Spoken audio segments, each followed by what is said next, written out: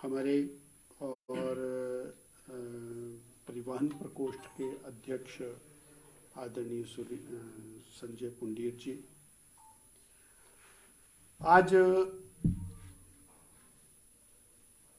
हम बजट पर चर्चा आपके माध्यम से करना चाहते हैं। पिछले कल आदरणीय सुखविंदर सिंह सुक्खू जी ने हिमाचल प्रदेश का सरकार का बजट 2023-24 के लिए प्रस्तुत किया। ये बजट चुनाव के परिणाम के 100 दिन के अंदर दिया गया बजट है।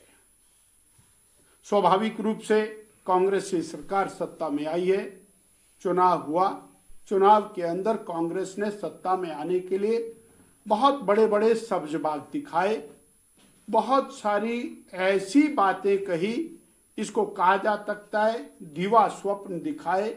हम महिलाओं के लिए और ऐसा करेंगे, युवाओं के लिए ऐसा करेंगे, बेरोजगारों के लिए ऐसा करेंगे, किसानों के लिए ऐसा करेंगे, यानी हिमाचल प्रदेश के सभी जनमानस की अपेक्षाओं को बढ़ाते हुए और एक कैमोफ्लेज क्रिएट किया और उस झूठ के आधार के ऊपर बनाया गया जो बवंडर था, उस बवंडर के कारण कांग्रेस सत्ता में आई। यानी इसका सत्ता में आने का आधार पूरी तरह से झूठ पर आधारित है। ये सरकार सत्ता में आने के बाद पहला बजट आदरणीय सुक्खू जी ने प्रस्तुत किया। अब ये बजट प्रस्तुत किया, इन्होंने वायदा किया था 20 लाख महिलाओं को 1500 रुपया देंगे और बहुत जोर जोर से कहा। इनके सभी नेताओं ने कहा, हर प्लेटफॉर्म पर कहा, मीडिया के सामने कहा और इनकी राष्ट्रीय नेताओं ने घोषणा की पहली कैबिनेट के अंदर महिलाओं को 1500 रुपए मिलेगा। इनके वो कार्यकर्ता जो चाहे नाहन में बैठे हैं, चाहे चंबा में बैठे हैं, घरों में जा करके इन्होंने फॉर्म भरवाए कि पहली कैबिनेट में आपको 1500 रुपए मिलेगा और 500 रुपया, 1000 रुपया एडवांस भी दे दिया। आज इतनी बड़ी चीटिंग हुई है, धोखा हुआ है। 2,30,000 महिलाओं को देने की बात इन्होंने बजट में कही है, तो 2 लाख महिलाएं तो ऑलरेडी कवर्ड हैं। उसके अंदर कुछ विधवा बहनें हैं, उसके अंदर परित्यक्ता बहनें हैं, उसके अंदर अपंग बहनें हैं। इस बात का कोई स्पष्टीकरण नहीं है कि वो 2 लाख उनसे अतिरिक्त हैं या वो हैं। और अगर ये 2 लाख बहनों को दे भी दिया तो वो 18 लाख बहनों के साथ क्या चीटिंग है। आपने कहा था कि हम किसान के लिए बल्ले बल्ले कर देंगे, किसान के नाम के ऊपर कुछ भी नहीं। केंद्र की मोदी सरकार ने किसान के लिए, मत्स्य पालन के लिए, पशुपालन के लिए जो धनराशि का प्रावधान किया, उसी को इन्होंने अपने बजट के अंदर रिफ्लेक्ट किया है, कोई भी नई चीज। एफपीओज का वर्णन उन्होंने किया, फार्म प्रोड्यूस ऑर्गेनाइजेशंस खड़ी करेंगे, वो केंद्र की बजट का हिस्सा है।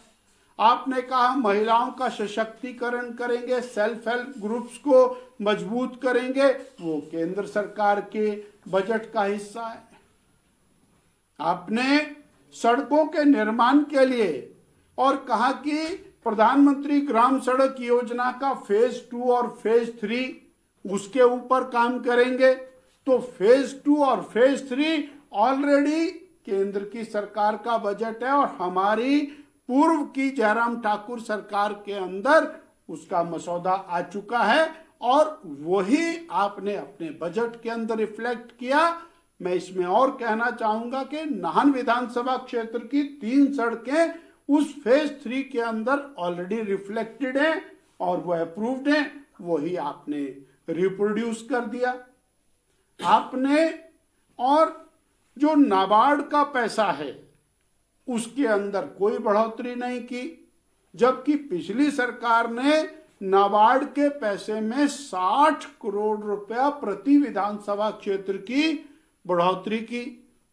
माननीय सुक्खू जी ने जो बजट प्रस्तुत किया वो 53,000 करोड़ रुपए का बजट है, जबकि पिछली सरकार का बजट 52,000 करोड़ का था और उसके अंदर भारी कटौती है। 100 रुपए में से 29 रुपया केवल विकास कार्यों के लिए रखा गया है, जो माननीय सुखविंदर जी ने अपने भाषण के अंदर अपने बजट में बताया। स्वास्थ्य के मामले में आपने कहा जी 3 मेडिकल कॉलेज में 3 नर्सिंग कॉलेज खुलेंगे। आदरणीय मोदी जी पहले ही दे चुके हैं, उसके लिए 70 करोड़ रुपया प्रति नर्सिंग कॉलेज का प्रावधान कर चुके हैं और मैं आपसे पहले वार्ता में इसकी चर्चा कर चुका हूं। आप अपने बजट में रिफ्लेक्ट करके उसकी क्या वाहवाही लूटना चाहते हैं। आपने कहा कि 3 मेडिकल कॉलेज के भवनों का निर्माण 100 करोड़ रुपए से करेंगे। 100 करोड़ रुपया ऊंट के मुंह में जीरा है। 260 करोड़ रुपए से निर्माणाधीन नाहन मेडिकल कॉलेज का काम बंद पड़ा है, उसको शुरू करने के लिए प्रावधान कहां रखा आपने। लाखों लोग हिमकेयर योजना से स्वास्थ्य का लाभ ले रहे हैं। आपने उस हिमकेयर जैसी अनेकों योजनाएं, उनका अपने बजट के अंदर किसी प्रकार का कोई जिक्र नहीं किया। आपने कहा हम राजीव गांधी विशिष्ट स्कूल बनाएंगे। आपने अटल आदर्श विद्यालय का नाम बदल करके आदरणीय राजीव जी के नाम पर रख दिया और यहां तो और भी बुरा किया, कोलर से उठाया उसको कहीं और बदल दिया। एक भी चीज इस प्रकार की जिससे आपने कहा 1 लाख नौकरियां प्रतिवर्ष देंगे, 5 साल में 5 लाख नौकरियां देंगे। इस बजट में 10,000 नौकरियों का प्रावधान भी दिखाई नहीं देता और जो स्वरोजगार है वो भी 10,000 से ज्यादा दिखाई नहीं देता। यानी ये बजट पूरी तरह से उन अपेक्षाओं आकांक्षाओं के विपरीत बजट है, जिन अपेक्षाओं और आकांक्षाओं को लेकर के ये सरकार सत्ता में आई और जनता ने इनको वोट दिया। आउटसोर्स कर्मचारी, उनका कोई इसके अंदर जिक्र नहीं है। करुणा मूलक आधार की नौकरी वाले, उनका कोई जिक्र नहीं है। ओपीएस देंगे, उसमें धन का प्रावधान किस किस हेड से करेंगे, उसका कोई जिक्र नहीं है। आपने डीए देने का, इसके अंदर कोई जिक्र नहीं है, उसका प्रावधान कहीं दिखाई नहीं देता। केंद्र सरकार की योजना, आपने इस बजट के अंदर वो योजनाएं डाल दी जो पूरी हो गए हैं। आपने काला आम यानी अंधेरी में बनने वाला जो पावर प्रोजेक्ट है जो कंप्लीट हो गया है, उसको आपने अपनी योजना का हिस्सा बनाया है। उसमें जो 417 करोड़ रुपए का बिजली बोर्ड का प्रावधान है, वो सारे प्रोजेक्ट पूरे हो गए हैं। वो आपने अपने इस साल के बजट में उसको रिफ्लेक्ट किया है।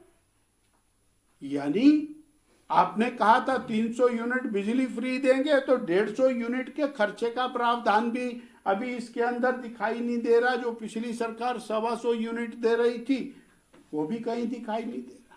गोबर खरीदेंगे, उसके लिए भी कोई धन का प्रावधान इस बजट के अंदर दिखाई नहीं दे रहा।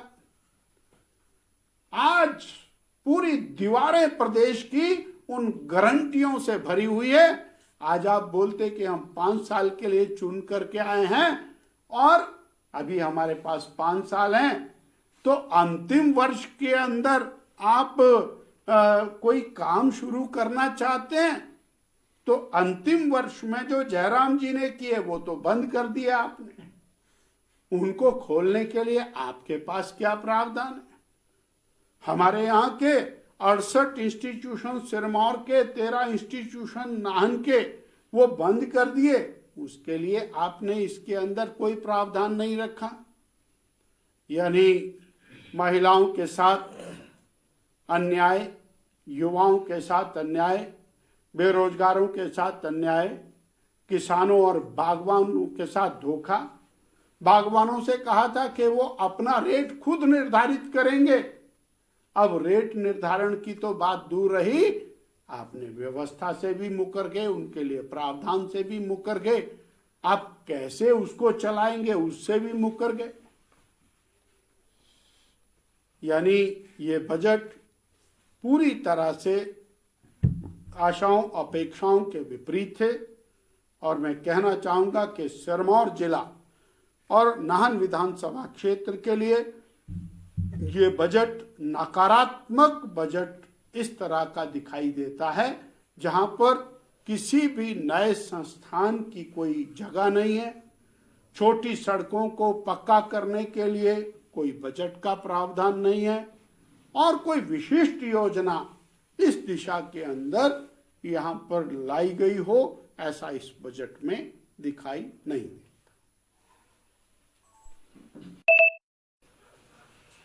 आपकी ओर से कुछ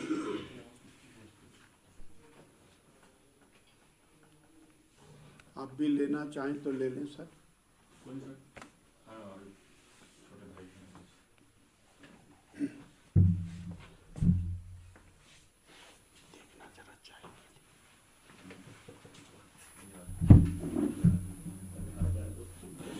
कोई आपका सवाल?